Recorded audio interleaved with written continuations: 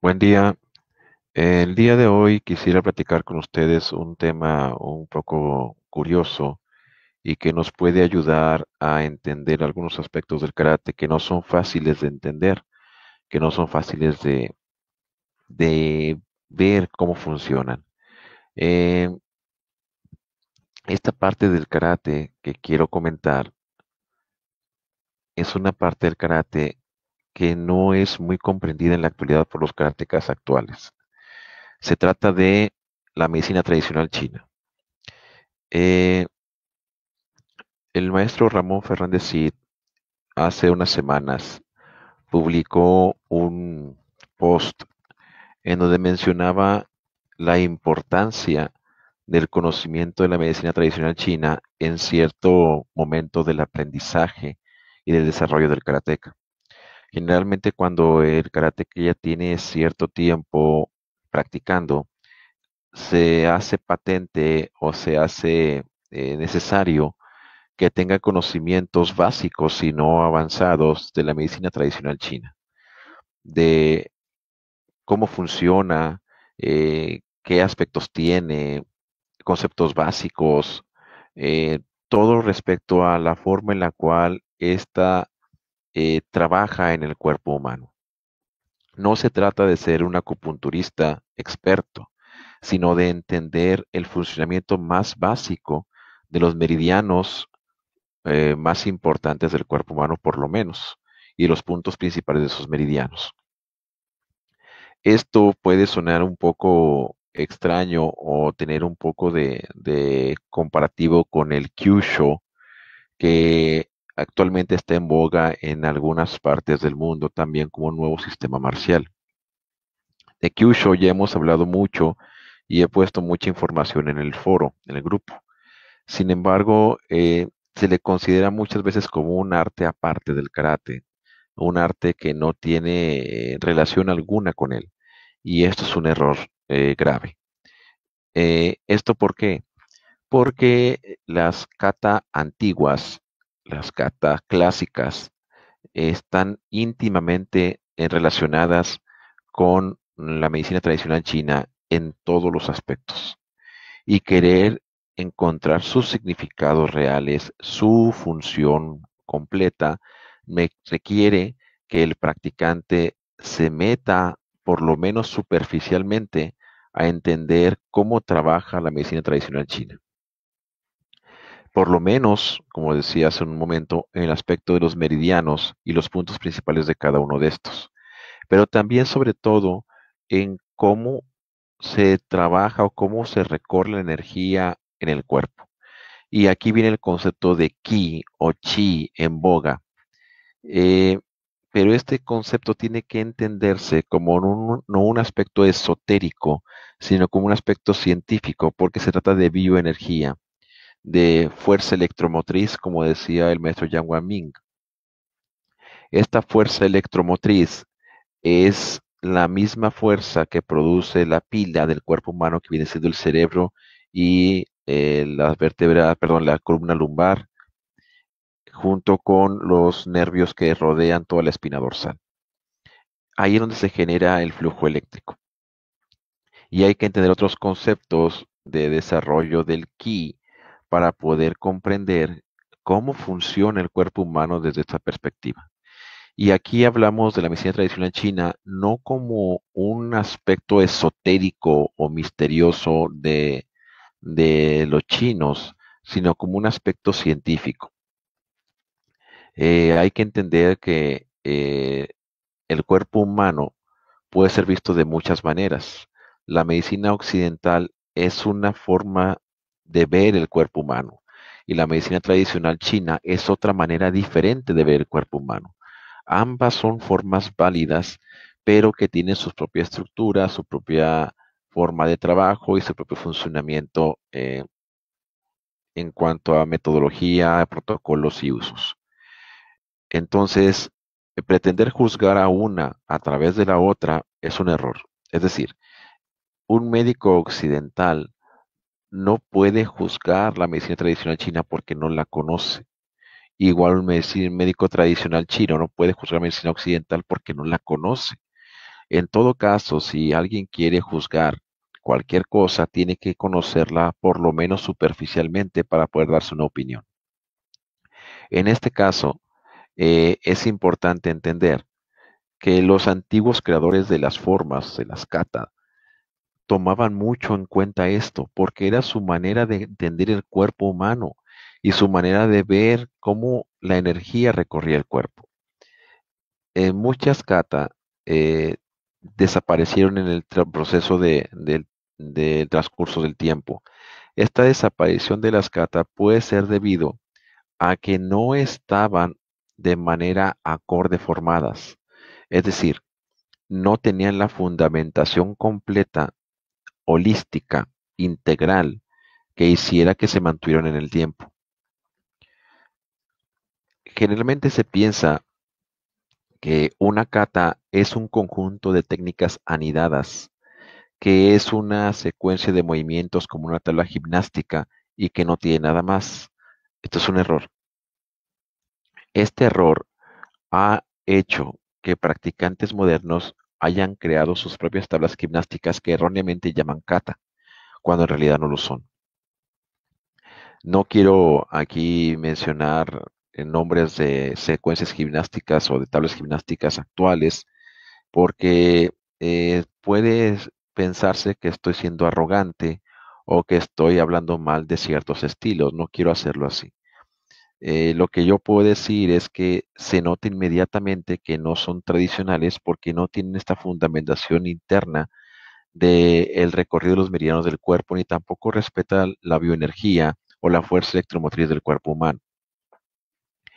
Esto, en lugar de ayudar al desarrollo corporal y al desarrollo de habilidades y a la conciencia de manera íntegra, lo que hace es perturbar cualquiera de esas zonas, ya sea el aspecto corporal, el aspecto mental o el aspecto de la conciencia o supraconciencia.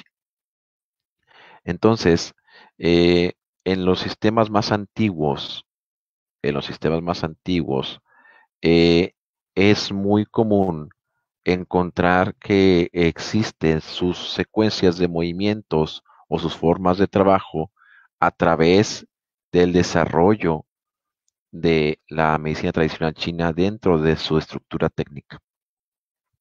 No hay katas antiguas que puedan explicarse de otra manera, porque hay ciertos movimientos, ciertas partes de movimiento que no son fácilmente entendidas y que han sido erróneamente transmitidas. Eh, la forma en la cual el cuerpo puede hacer que la pila se cargue, que la batería del cuerpo se cargue, que el cerebro funcione a una máxima capacidad, depende mucho de cómo se mueve el cuerpo. El cuerpo humano depende o fue creado para el movimiento. Entonces, el movimiento es la clave del mismo, pero el movimiento nos va a ayudar a convertir el cuerpo en una batería que haga que tenga mucha vitalidad o poder físico. Para esto es importante entender cómo funciona la batería, cómo se carga eléctricamente el cuerpo y cómo se descarga. También es importante entender qué movimientos van acorde a esa descarga. Eh, por ejemplo, vamos a poner un ejemplo que se puede ver de manera física. Si yo doy una Maigeri a un oponente, una patada al estómago, la reacción puede ser de dos maneras. Si la patada es penetrante máxima y hace impacto, el adversario va a ser desviado o arrojado hacia atrás, dependiendo de la fuerza del impacto, 1 o más metros hacia atrás. O puede ser derribado. Eh, Sin embargo, si en este proceso yo en lugar de hacer una patada penetrante o una patada rápida de penetración directa y jalón eh, explosivo, un jiquite rápido, entonces la persona va a caer ahí mismo o va a agacharse al frente. lo cual me va a permitir a mí encadenar una técnica siguiente tomando en cuenta esa reacción corporal. En cambio, si yo no tomo en cuenta la reacción, puedo crear una combinación inexistente. Esto es, por ejemplo, arrojar una Mai Geri, inmediatamente dar un Mai Tezuki al caer el pie al suelo. Esta reacción es inexistente a menos que lo que se haya intentado es engañar al oponente arrojando una patada para que él baje la guardia y entonces pegarlo en la parte superior, en la parte de arriba con el puño. Ahí es como funciona. Y así es como tiene que analizarse el movimiento de la kata en sí. En ese sentido, tiene que entenderse el funcionamiento técnico. Si nos vamos más adentro, tenemos que entender que la patada va dirigida a un punto específico, tiene una cierta intencionalidad. Y ese punto específico tiene que estar bien comprendido por el practicante. Tiene que saber qué punto es para poder acceder a él de una forma sencilla y buscarlo mentalmente. De tal manera que si damos la patada en el punto, provoque la reacción que estamos buscando que suceda. Igual si la patada ha fallado y es bloqueada, entonces buscar con el puño acceder a otro punto para lograr la máxima eficacia. Esto, les digo, puede parecer un poco chocante porque yo puedo pensar que con el entrenamiento físico y desarrollo corporal, al incrementar la musculatura de mis piernas y la musculatura de mis brazos, así como el resto de mi cuerpo, tengo suficiente para no buscar esas áreas y patear con la fuerza de un toro y golpear con la fuerza de un elefante para lograr derribar a mi oponente. Pero esto en mayor parte de los casos, lo único que va a lograr es que el oponente al caer al suelo se vuelva a levantar. Y en una situación de combate real, se pretende que eso no suceda, no darle una segunda oportunidad, sino que con un golpe el movimiento sea tan contundente, tan preciso, que no permita que el oponente se vuelva a levantar. Es el objetivo real de este tipo de ejercicios kata. Ahora, esto que estoy comentando es parte primordial del aprendizaje antiguo, pero se ha perdido poco a poco en el sentido de la modernización del karate. Esta modernización que ha sido positiva en muchos aspectos, sobre todo en el aspecto popular, la gente conoce el karate, es famoso. De hecho, a todas las artes marciales, la gente común le llama karate, al jiu-jitsu le llama karate, al judo le llama karate. Todo es karate para ellos cuando se mueven de una forma estereotipada. Pero ha convertido un método antiguo de entrenamiento en, por decirlo de buena manera, en un aspecto excesivamente estético, que si bien es bonito, ha perdido toda la proporción de combate real que tenía. Ha sido sustituido todo esto de la medicina tradicional china por otros aspectos físico-atléticos como son la fuerza, velocidad, elongación y resistencia. Y se ha dejado de lado el concepto de acabar con el oponente al primer contacto. Ahora se piensa que el movimiento tiene que continuar, es decir, damos un golpe seguido de otro y otro y otro hasta acabarlo totalmente, cuando en la antigüedad se buscaba ser lo más eficiente posible en la primera oportunidad, porque no podía haber otra oportunidad quizás, porque la única oportunidad que tendríamos de poder obtener la victoria, porque no era un arte en el cual se pudiera pensar en una segunda oportunidad. Esto ha hecho que el karate sea cada vez más deporte y menos arte y menos marcial. Es bueno, sí, es bueno en algunos aspectos, pero es malo en la tradición. Los movimientos de las kata han sido cambiados drásticamente porque no se entendían o porque no quería transmitirse la verdad. A veces parece ser que son ocultados de manera, eh, ¿cómo decirlo? Que el instructor, el maestro, sabe que el movimiento está siendo oculto y sin embargo lo sigue haciendo con esa alevosía y ventaja. que el alumno no lo aprenda, en un afán quizás de superioridad o un afán de proteccionismo que a veces raya en lo indeseable. Y otras veces, cuando el practicante está dentro del sistema y entiende los secretos y los conceptos, puede entender y comprender por qué se han ocultado estas cosas en la actualidad. No todos están dispuestos a aprenderlo. No todos quieren el sacrificio del aprendizaje real.